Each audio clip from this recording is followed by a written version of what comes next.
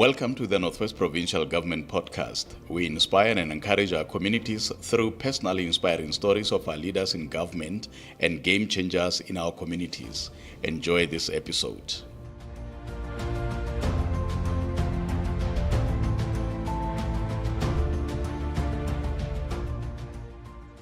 Dumelang and welcome to another episode of the Northwest Provincial Government Podcast. My name is Lemogang Pule, and as you would know, on this very platform, we've had MECs in the 7th administration talking to us about the work that they do and opening themselves up in a way that has never been done before. So it gives me great pleasure to introduce our next guest on the episode, MEC, who is the MEC for the Provincial Treasury in the Northwest. MEC Mosenoghi, welcome to the podcast and thank you so much for your time. Dumela mme Lemogang, and thank you very much for reeling pitse gore ke tle go tsaya karolo le nna mo podcasting. Well, MEC, you have headed quite a number of departments, and I've always wondered, I'm sure a lot of people also do wonder, how easy or difficult is it to transition between the departments with their various disciplines and still ensuring that, a meaningful contribution is registered? What is important is an opportunity to continue to serve, but also an opportunity to have a broad understanding of government and its operation, and having exposure in different departments, it gives you that sense of a broad understanding of government and the different service delivery points in government. And with that understanding, you can then better know how you move forward. But what is important as well, the transitioning, it's more significant to build the understanding when you have the support of the administration. So you can't do it easily when the administration of the receiving department is not supportive. And I must say that from my side, I've received extensive support from all ends, from the side of administration led by the different heads of department who one was working with. Let us start by doing a reflection, MEC. Talk to us about your background, your upbringing, your schooling, just some of those memories of your childhood that you remember.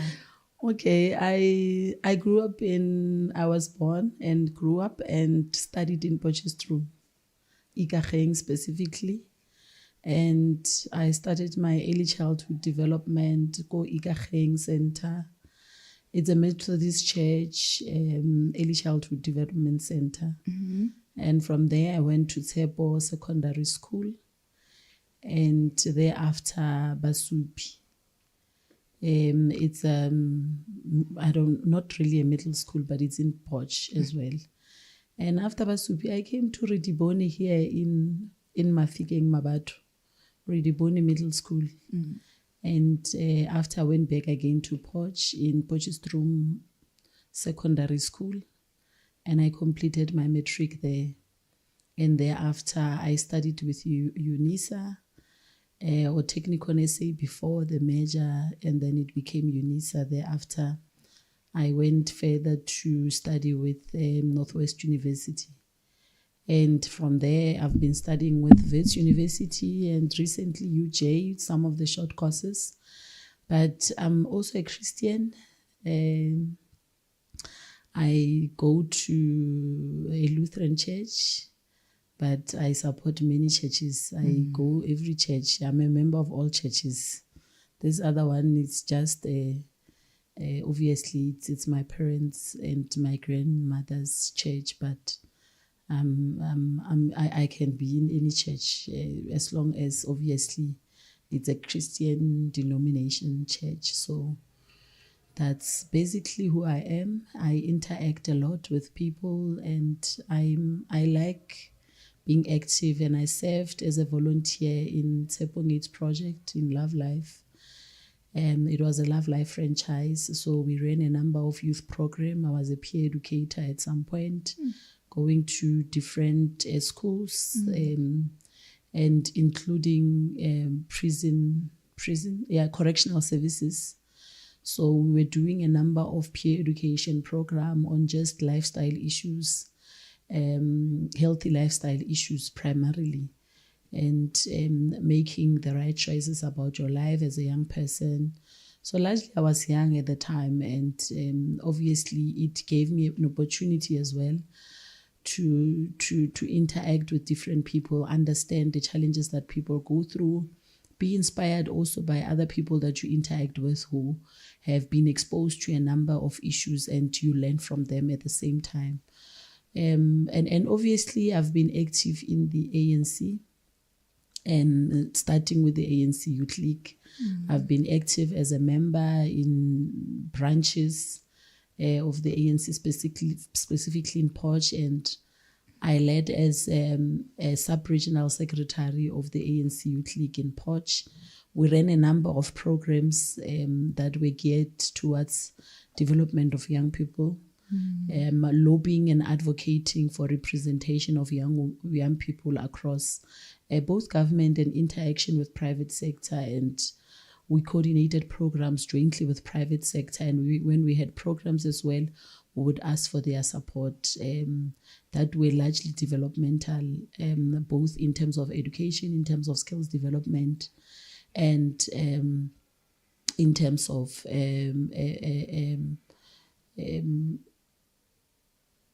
skills development broadly, without necessarily going into detail in a number of issues. And obviously I participated at the regional level of the Youth League and the national level. I didn't participate in the province.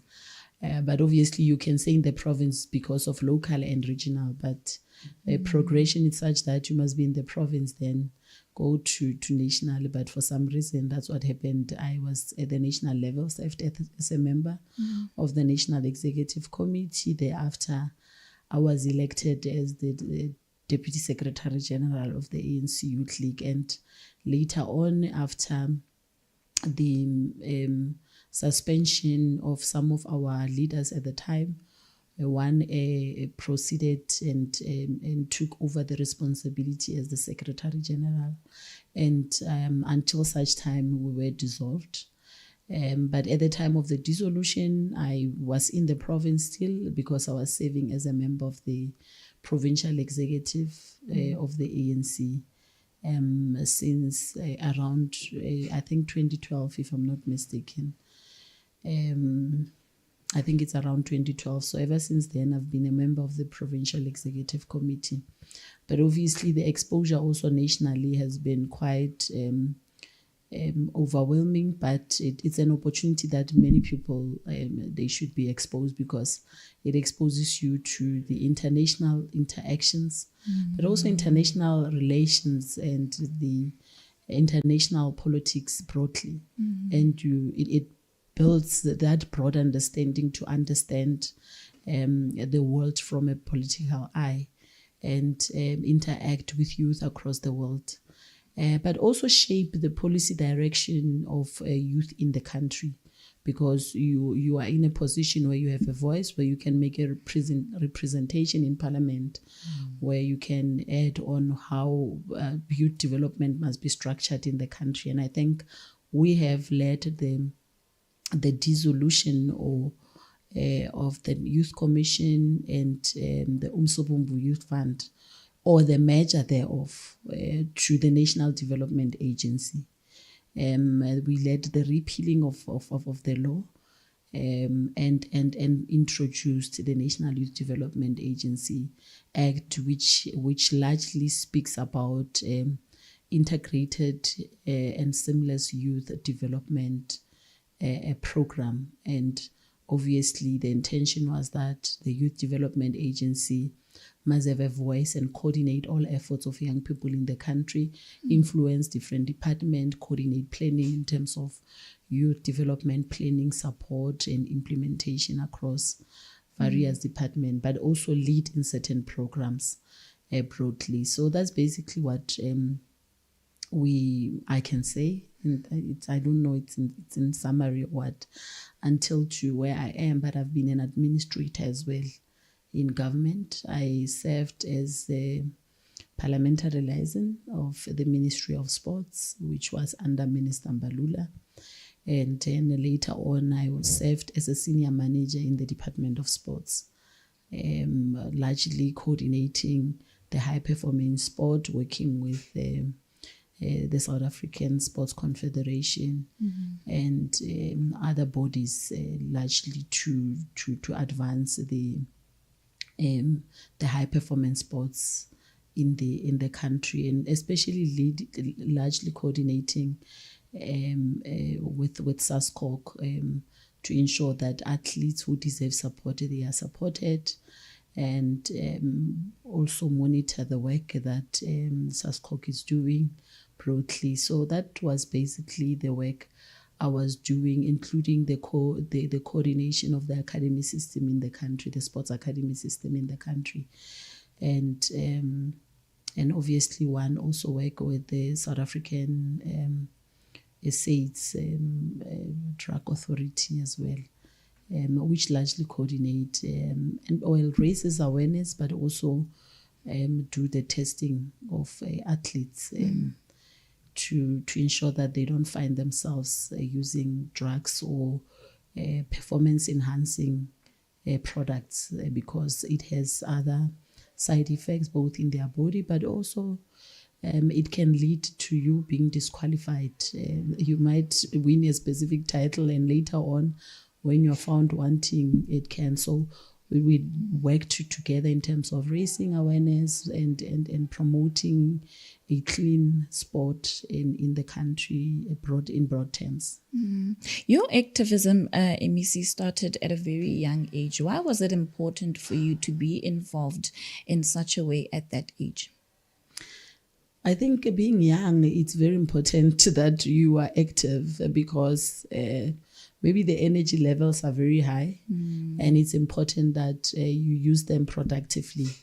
You use them to make a difference to other people, but you use them as well to further empower yourself. And other than learning through an academic environment, and learning through organic means, it's also very important. And it gives you a better understanding of the real issues on the ground. So I would encourage many people to be active. And there are a number of NGOs and non-profit organizations that young people can engage in. And it's important for us to make a contribution as well to other people's lives, but to the broader challenges that society are facing. And it's never too late to start. You can start at any age, but better when you're a young person, because it shapes who you are and what you're going to become at the end of the day. And in terms of your political journey, who or what inspired you to enter the field of politics? I can say the people broadly, because I was a very passionate person. And I was surrounded, obviously, in Potchefstroom by many leaders, and who one would have interacted with. But the brand ANC has always been a brand that has been in our face, and one would be inspired by some of the stories you hear either on TV. And I remember one time when one was growing up and studying in Tsepo Primary School, and it was at the height of apartheid, but I think towards the negotiation or so, and just in the middle of nowhere. And I remember that, there was that thing that the school is going to go out because comrades are coming and all that. And one time comrades did not come, but we just left and went home. And then the following day, some people were in school and all of that, but we were just ready in any time that whatever the challenges are in the system, even as young as we were very conscious about the political environment, because a primary school, I think one was less than 10 years old, but there was some level of consciousness. And we knew that there are these developments that are taking place.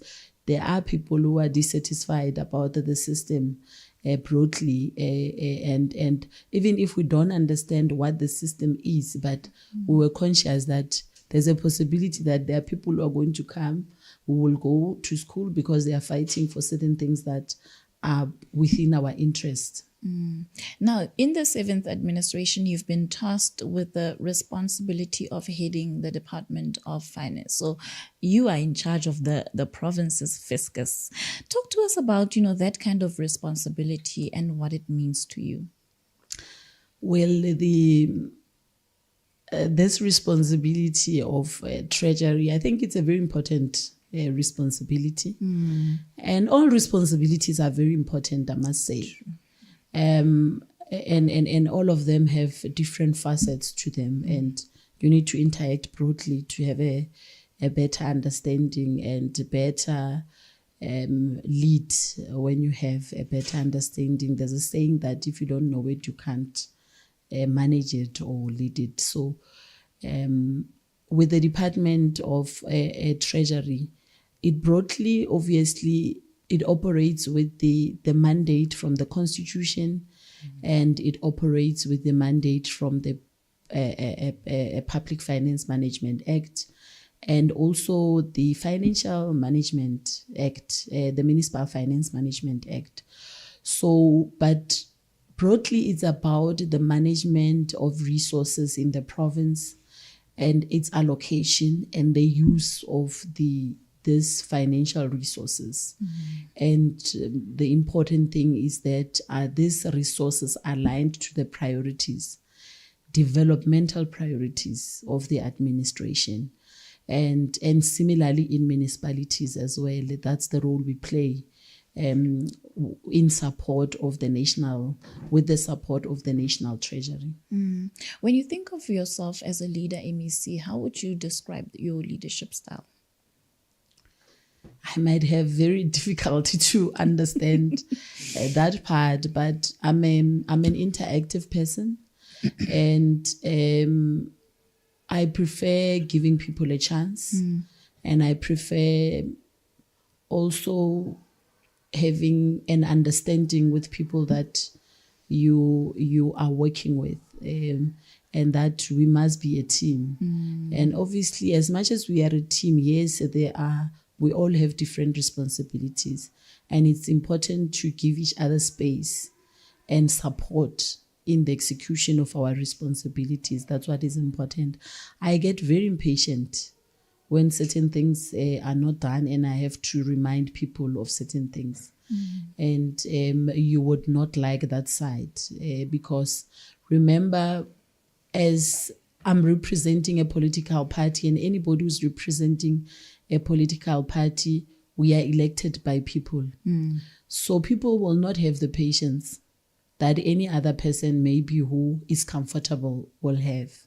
The people want service delivery now and not tomorrow. So to repeat yourself, even on a single matter that might be insignificant, it means on significant matters, people will just be slow in terms of service delivery related issues, or there's no communication at all, because sometimes it's not about the delivery of service, but just to give our people confidence that we have heard you and we are doing something about it. And this is the process that we are undertaking. And at this point in time, we would have delivered to what we have said, or the concerns that you have raised. So it's about having a good relationship with our people, listening to them and giving feedback within a reasonable timeline, and that whatever you do, you must work with them until such time that what you have said you would do, you have done. And MEC, when you think about South Africa as a country, who would you say are some of the people that you look up to, your role models, for instance? Well, I can say there are a number of women in the country, and especially now with the dawn of democracy, because many of us as women have been exposed, and many have been given a number of responsibilities, and that has been inspiring to look at other women growing within the ranks of the different organizations. or their different profession or discipline, and ultimately leading those institutions. And it gives you a sense that for any of us, and even not me, but that you see yourself through these women, that they have done it. And it's possible for any woman to do it. And I think South Africa has done very well in terms of empowering women. But I would say that I like the bravery of Mama Winnie Mandela. Well, may her soul rest in peace. We are born in the same month, me and her. So I like how resolute she was. And she continued to serve as an example, and standing for her conviction and standing for the people of this country, and especially the most marginalized. And obviously we have many women in the province, and Mama Thandi Modise, who would continue to inspire us amongst others. But we have women also in different areas, as I said earlier, and who are still marginalized. I mean, your Caster Semenya, they are marginalized, and they have done so well to an extent that now, yes, we are from the Olympic and she was not there. And it shows you that we need to continue with our effort to make sure that women occupy space, and they deserve to occupy space. It's not a question of us asking for permission from anybody. And I'm inspired by many women in the arts space, and the province has produced a lot of them that we have seen in the performing arts, and we are seeing them on a regular basis in our screen. Some of them are producers and a number. So regardless of where they are, I think it's inspiring, because it serves as a motivation to some of us to see women and Black women specifically, who we know, most of us, our history.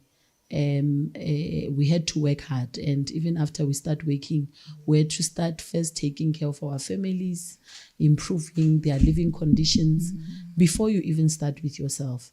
So it was not an automatic that you go up in the ranks and make it. But most importantly is that when they are there, they do a sterling job. So that is even more refreshing for me. That and I can safely say I'm inspired by a collective of women, and that includes my grandmother. And we have the same name with my grandmother, may her soul rest in peace, and my mother, importantly. So they continue to inspire me because they are leaders in their own right. They've led families, and they were very bold, and they were taking decisions about our lives, and we might not have liked it, but one had to govern at the time, and you'd understand later that this is government. We were governed, And similarly with my mother, because she carries a huge responsibility, and even in her responsibilities, she continued to support who I am and what I chose to become. And what are you most passionate about? I'm passionate about our people, I think, and I'm passionate also when I hold a view, I'm passionate about that view as well. And I'm passionate about development, and I'm passionate about transformation. But importantly, I love life, and I want people to also love life. And it's not easy to love life when the circumstances in which you are in, it's not comfortable, it's not inspiring. Absolutely. It's not easy for you to be happy. So people must be happy. They deserve to be happy. And what books are you currently reading, or what are some of your favorite books that you've read so far? Hey, these days I've been low on that area, but I'm more on self-awareness. Just to understand myself. I'm on consciousness books, meditation type of books. And I've slowed down on political books, but sometimes I refer to them depending on what I have to do at the time. So other than self-awareness, I've been trying to empower myself and learn the environment that I'm in of Treasury, understand broadly the laws that are governing the Provincial Treasury and other laws that will enable us as a province to go forward in terms of driving development, driving industrialization, commercialization, and financial enhancement of different entities that will not be performing well, and how do we link and support other departments and work well with other departments. Now, in your line of work, you are met with a lot of challenges, I can imagine. But how do you deal with those challenges and especially the criticism that comes with that as well? Well, the criticism you can't avoid. There will always be for and against in any situation. And you just have to understand that people have views, and it's important for people to express their views. Absolutely. And it's important for you to create a platform for people to criticize you, because you can't lead and not be criticized. So you must have anybody who's criticizing you, create a platform and interact. And it might not be an only one who's criticizing, but they will be criticizing somewhere there, whereas you are a public representative. Call them, interact with them, and clarify them. And from that interaction, you'll realize that they too will acknowledge that we might have had a misunderstanding, and the line of communications are open, and you will also have an appreciation because you would have empowered each other. They would have ventilated and shared their opinion about you, which is a good thing because you are a leader. You can't lead without being criticized, and people in their corner are frustrated and they need somebody to shout at. So it will be wrong, yes, for people to just do it out of lack of knowledge or not reaching out. But when you see them shouting, no problem, it means they are trying to reach out, because we reach out in different ways. So give people opportunity to interact with you, listen to them, and know each other, because out of that interaction, obviously, I think you would have cleared the air, and people will have a better understanding of the work that you do and the process that are undertaken. And you would open also the door, because sometimes it's not you. Sometimes it's the frustration they have out of interacting with the department that you are responsible for. You've recently tabled your department's budget for this current financial year. Take us through some of those highlights that you presented, MEC, and also maybe just describe how the experience was like. Well, I can say that presenting the budget, because it's not for the first time, so the experience was the same throughout the year, because you receive support from the department. And remember, before you present the budget, the department had tabled the annual performance plan, which is the broad plan of the department for the next financial year or the current financial year that we're in. So largely the budget was just to say, this is what we have said we will do, and now with the resources that were allocated, that's how we are deploying the resources in terms of us achieving the plans that we have set for ourselves, which we have communicated to the people through the legislature. So in terms of the work that we do, obviously, from a monitoring of the broad performance of the department, we are responsible for budgeting and supporting different departments to budget based on the resources that we have allocated. And obviously, the framework on the annual performance plan has been drafted by the National Treasury. So departments have to align the budget with the annual performance plan framework that I spoke of. And we have to make sure that it's aligned to the relevant framework that is there, and the general accounting standards. And we monitor broadly the performance of the department from the implementation of that plan and the budget. And on a quarterly basis, we will then indicate in terms of revenue collection of the province, how to what extent are we performing. If there are challenges, we will indicate and have a discussion with the relevant departments that are more revenue centers for the provincial government. And we also monitor expenditure in terms of the broad expenditure of equitable share, conditional grants, and also the infrastructure expenditure. And will interact, as I said, with departments, and even undertake site visits to some of these infrastructure projects to understand what could be the challenges in terms of the delay. But if the project is going well, all the better. It's not just about presenting the allocation of the budget and also presenting it in Parliament, but also it's about the ongoing monitoring throughout. And we are also responsible for supporting department to arrive at a clean audit state.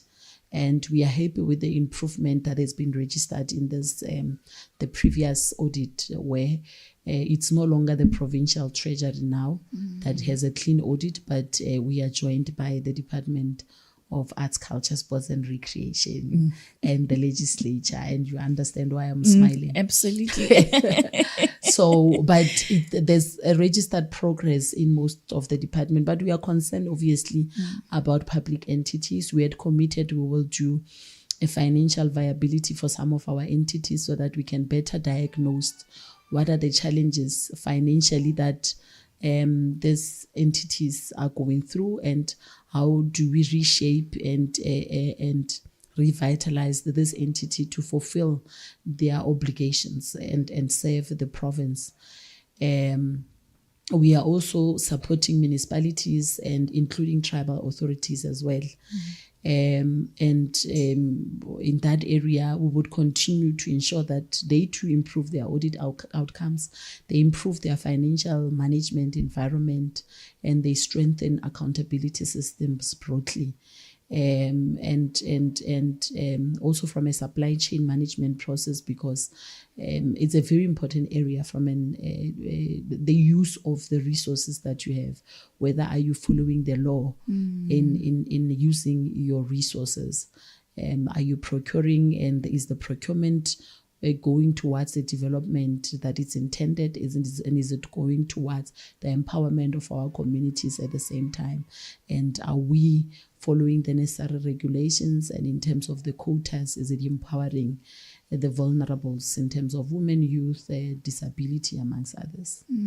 Now, members of the public often hear about unspent sums of money which is meant for service delivery being returned to the National Treasury by different government institutions. What, in your analysis, could be the root cause of this particular issue, and what is the measures that have been put in place to ensure that the spending of these different institutions are done so within the allocated budget? Well, largely it's the responsibility of the accounting officers of the respective departments and entities and municipalities, its municipal managers. But of importance, the main challenges might be largely the skill sets that we have of who are supposed to drive planning. And this exercise, we might not have the correct scientific analysis, but from face value, having interacted with some of the department, you find that whoever is responsible for planning, remember, it's not just a manager planning and monitoring who's responsible, but different directors, senior managers, they are responsible for planning. But the person who's coordinating planning must have the necessary knowledge, must have the necessary passion for planning, and that it must be done according to the national framework and of both the PME and National Treasury. And they must then cascade that information and empower the line managers to also plan in line with the standards that have been set, and with the empowerment of the framework. It makes it easier because it's a template. So largely the main issue is that you find that our planning, because of lack of the managers responsible have maybe limited understanding, then as a result, it means our planning, there's a problem. Because when you don't have the right person, you will not plan properly. So the spending then becomes a problem, because from a planning point of view, we did not do the right thing. We even put programs sometimes that are not ready for implementation, because it's important to put programs that are ready for implementation in this financial year. Meaning your planning you were doing for that project, you were doing it in the previous financial year. But this year, it's implementation. So sometimes you find that that's where the problem is. Or sometimes we are ready, the service provider has been appointed, it's a construction of a school.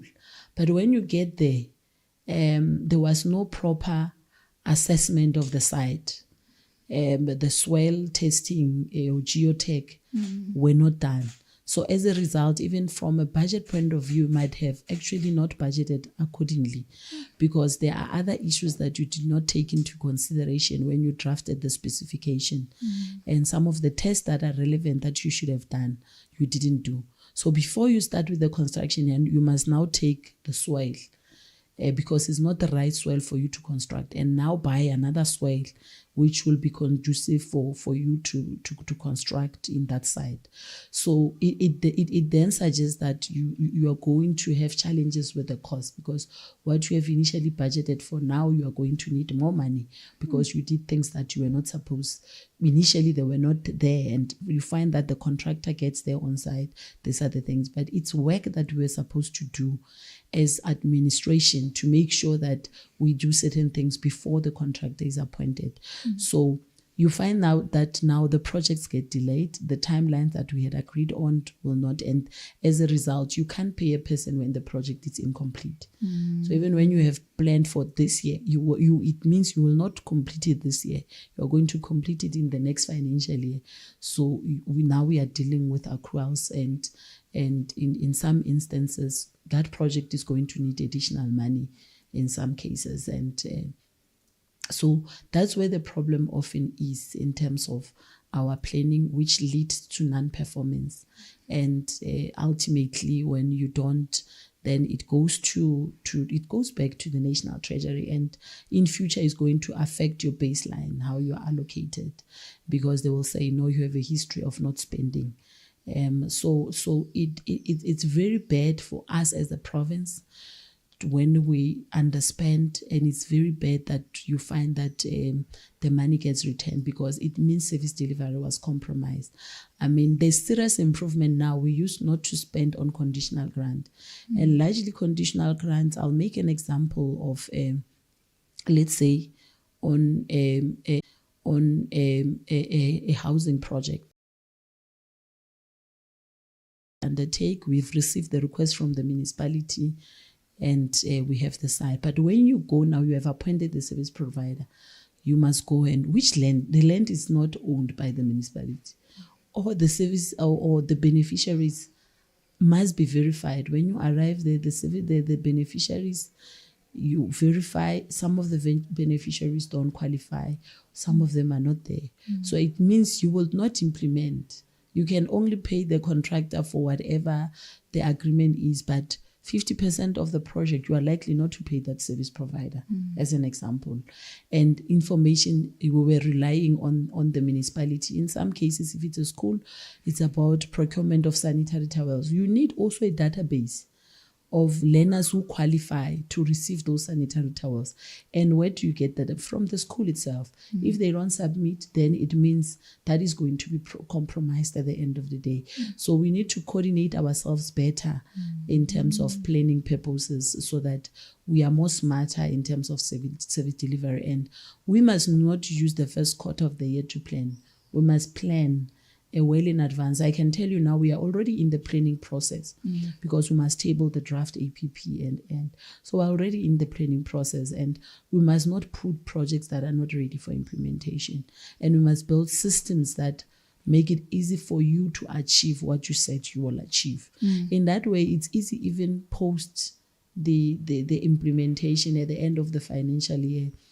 It will lead also to you having a clean audit. And as you implement, you also monitor at the same time. You keep your records intact. At the end of the day, we are all happy. And the AG, it's happy. MEC, when you gauge the provincial government's performance insofar as the payment of service providers within the regulated 21 days, are we experiencing any challenges in that area? I can say we are experiencing, but there's a commitment from many departments to improve. There will be obviously a very serious challenge if there's a dispute of what needs to be paid or what has been contracted. But there is an improvement, and we are working to actually reducing that 30 days, because when you plan to do something within 30 days, chances are that you are going to go above 30 days. So you need to plan to do it less than 20 days so that you know that you are covered within the 30 days, it will be done. And I think it's something that all of us must be committed to, because it's disempowering contractors with the high levels of employment. There are other people who are dependent on these contractors and are drawing a salary from these contractors. So to some extent, it's affecting also the economy itself and the development, because when you take long to implement, the projects get delayed, they exhaust their resources, and that projects get compromised, and ultimately, in some cases, they leave site. So there are causal effect to non-payment of contractors. So it's important that we emphasize the importance and that we encourage CFOs and also other parties that are handling the process that leads to ultimately the accounting officer approving and the CFO processing the payment. The Ditsobotla local municipality is one of the municipalities in our province that has been experiencing financial management challenges for some time now, MEC. What is your department currently doing to assist these municipalities, especially on the issue of financial management? Well, Ditsobotla is one of the municipalities that is under the financial mandatory intervention in terms of the constitution and the MFMA. And we have provincial representative that we have sent because we have, as the provincial executive, even the municipality has adopted the financial recovery plan, which is an analysis. There was an analysis done of their financial status, and therefore they had to implement a financial recovery plan supported by us and the National Treasury. And we have interacted during Tunzale Role with Ditsobotla. And some of the challenges you'd have is the lack of understanding of what the mandatory intervention is and the role of the municipality in implementing and monitoring or playing oversight over the implementation of the financial recovery plan. And we continue doing that work. And what I've also observed is that there are improvement in some of the areas. But it's one municipality also that did not submit its annual financial statements for a number of period of time. I think even the AG has raised it now in the MFMA audit that is recently released. But as a provincial treasury, we have assisted Ditsobotla and developed their financial statements working with them. And they have submitted, because as much as we assist and develop the AFS, it's still the municipality that must sign off those AFS and submit to Auditor General for auditing purposes. So we hope that in the future audit, Ditsobotla will be at least audited. There might not be improvement because they submitted outside of the compliance timeline, but there will be improvement. And we will continue to work with Ditsobotla in terms of all areas of the financial recovery. And we are confident that there will be improvement. Ultimately, it's all about communication and to build an understanding and empower each other about our own responsibilities, because sometimes we might think we know and understand our responsibility, but continuous engagement can empower councillors to know their role in terms of oversight, because sometimes the perception is that we've been intervening, we are there through the provincial EXCO rep, but they don't understand that the EXCO reps are not municipal managers. They are supporting the municipality, and it's the municipality that must implement the financial recovery plan. What the EXCO reps are there for is to always bring them on track, to say, no, you are now off track. Now, this is where we must be in terms of the financial recovery plan. These are the things that we must do. This is the law governing certain issues, and that law must be followed to the letter when municipalities are taking decisions or implementing any other program, that it must be within the law. And how important is it for the municipalities themselves to have, adequate accountability measures in place? For all institutions, I mean, even in your household, it's important to have accountability systems in place. Otherwise, it's lawlessness. But more so because we are public institutions. We are using public resources and we exist to serve the public. So it's important that you have systems that are working for the people and not for ourselves as people working in the institution, because that institution will not exist without the people that it must serve. Because at the core of the programs that they must drive, they are service delivery orientated. So in the main, the accountability starts even with workers. Whether you are receptionist, you are receiving people, it's important how you interact with them. And that's where accountability starts, because then when somebody comes in my office and my person who's working as a receptionist there doesn't treat them well, people are just going to be angry and walk away. Now it means they will not have access to the services of government. So sometimes people think that accountability starts and ends with those who have been elected. But it starts with even cleaners in government. It starts with the receptionist in government. It starts with people who are receiving and recording documents, and what are they doing about it? Are they applying their mind? Are they referring it to the right individuals? If you don't have capacity to resolve a matter, are you referring it to the right people who have the know-how to then assist the people that are requesting the service or information on a particular matter? So accountability starts there. And sometimes we miss that point, that accountability is not just about going to parliament and accounting, because yes, a parliament is a public platform, anybody can listen. But when I'm alone and knocking at your door, and then you don't treat me well, you are not responsive to the issues that I'm raising, even if you don't have the answers, the least you can do is to pick up a phone call, because all these tools of trade are there not for your own purpose and for you to communicate with your colleagues, are there for you to assist the people who are needing information and support from government. And what is your view on corruption, MEC, eating away at municipalities and government departments, institutions in general? How can we resolve that particular challenge? Corruption, I think we are all responsible for it in one way or the other. And we all need to take responsibility and commit ourselves that we want to be in a corrupt-free society, because the culture is prevailing across, and it's not just in government.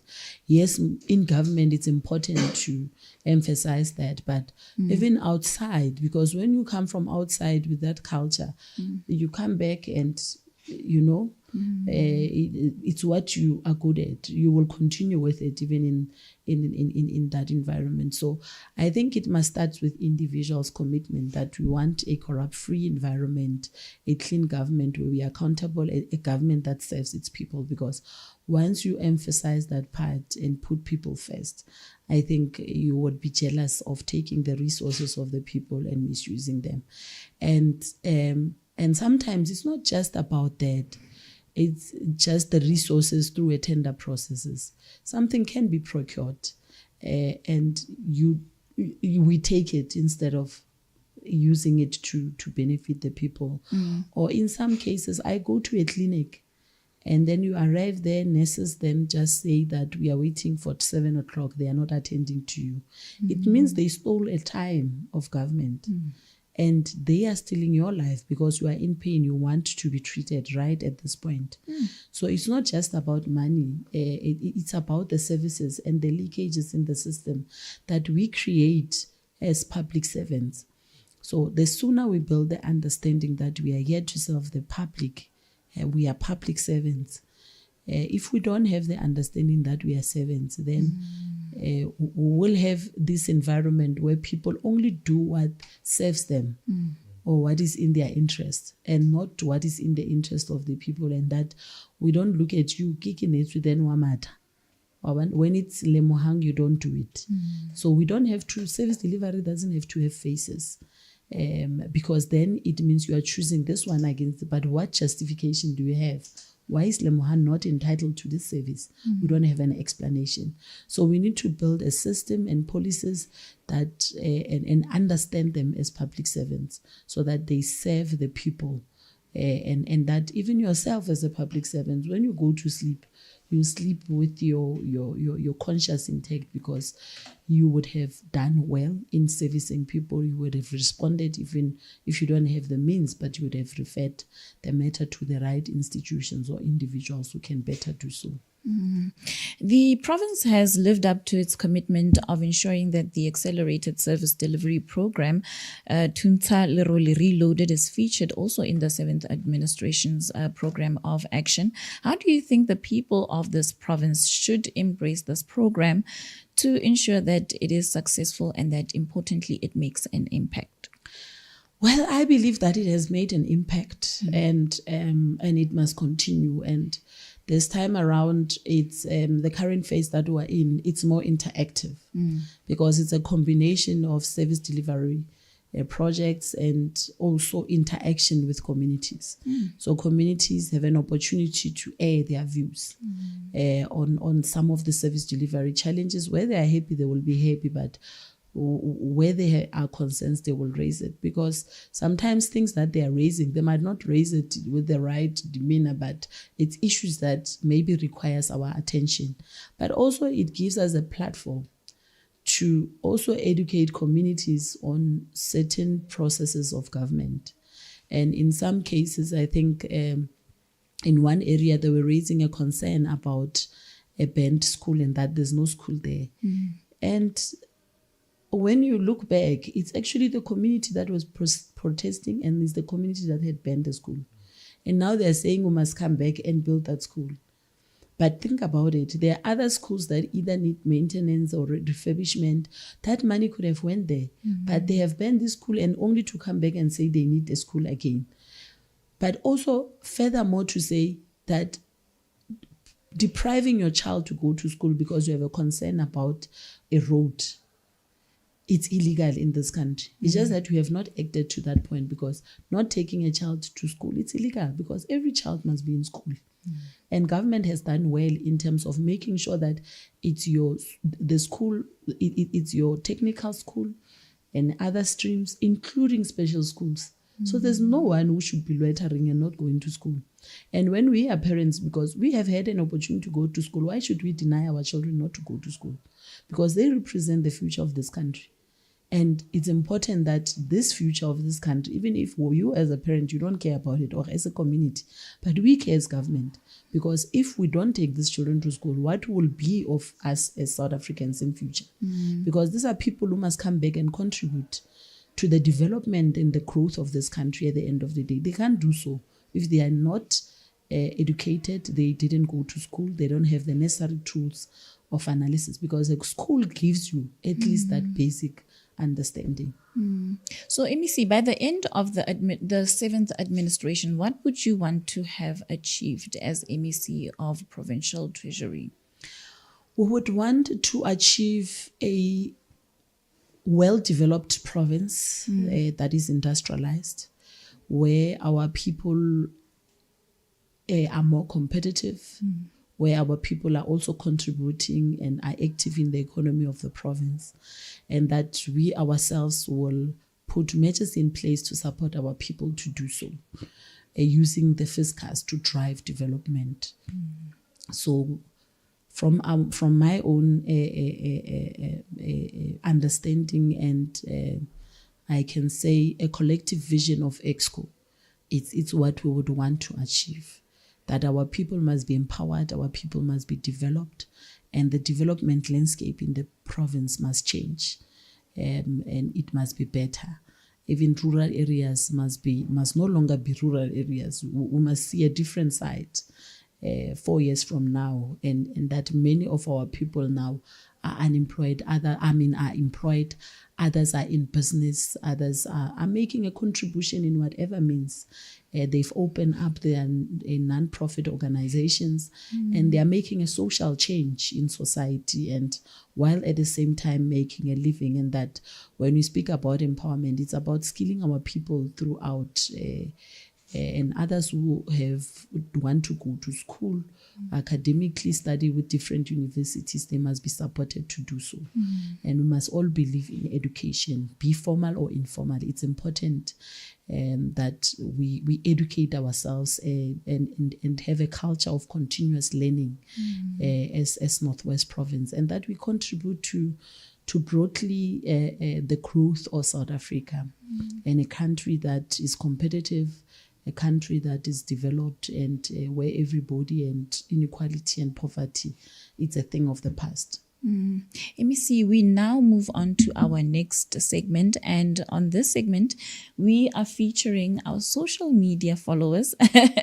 We have asked them to send through questions that they would like you to answer, and so we do have the questions here. I'm just going to ask that the production help us to facilitate the activity as I pose the question to you, and then you will answer, MEC. Thank you. So the first question comes from Kyurape Tsipiri, and this is from our X page. And they are saying, Madume Mukudutamaga. MEC, how far are you in dealing with the financial disclosures to communities of traditional leaders D account in the province? We have, in the previous administration, interacted with the House of Traditional Leadership and a number of traditional authorities to table that report of the D account. And we are going towards the second phase of the process. And very soon, I'm scheduled to interact again with the House of Traditional Leadership and table a plan now of going to the different tribal authorities and engaging further with other stakeholders that we might not have engaged with.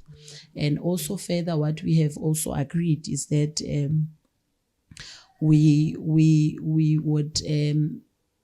would also empower tribal authorities to with training to continuously going forward manage their affairs better. MEC, how would you describe the relationship between traditional authorities and government?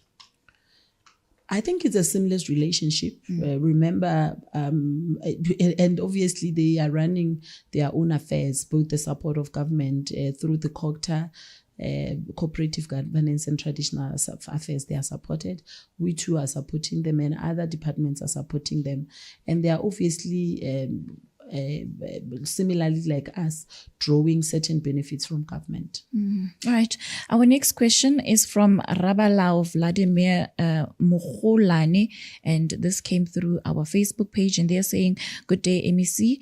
The Provincial Indigenous Games held at Taung over the past week from the 25th to the 26th at Agriculture College did not reach completion due to dissatisfaction from participants over the organization of such games, which includes poor transport coordination, resulting in regions like Bojanala to arrive as late as 3 o'clock in the afternoon at the venue, Ngakamudiri at 1 in the afternoon, then to poor food provided to participants, no tracksuits to participants. Lastly, the worst arrangement of accommodation or sleeping place for participants, which meant some of them went to sleep around 3 a.m. without food. Since this includes money budgeted by the MEC, what is the MEC planning to do about those responsible for such disastrous arrangements?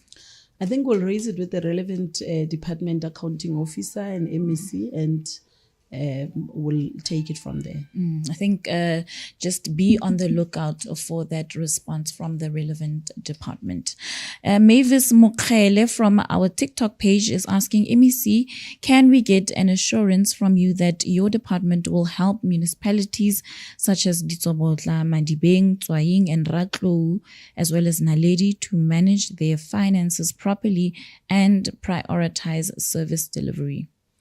Yes, we will do that. We continue to do that. We have started with the road shows across the province and emphasizing the importance of improved financial systems and accountability, and our role as different role players in the accountability ecosystem. And our final question comes from Tapelo Nicholas, and it came through our Facebook page as well. MEC, we are facing a high rate of unemployment. I have a neighbor who was removed from the panel report of the municipality, and she has proof. She tried to commit suicide and was currently diagnosed with depression because of dijojo and nepotism. October is a month of mental health, and this broke me as a man to see that lady who is trying so hard to believe. Well, I think I'm very sorry to hear that. And what is important is that, as we said, that we all have a responsibility to fight corruption in all its forms. And it's important that the lady must not also leave it.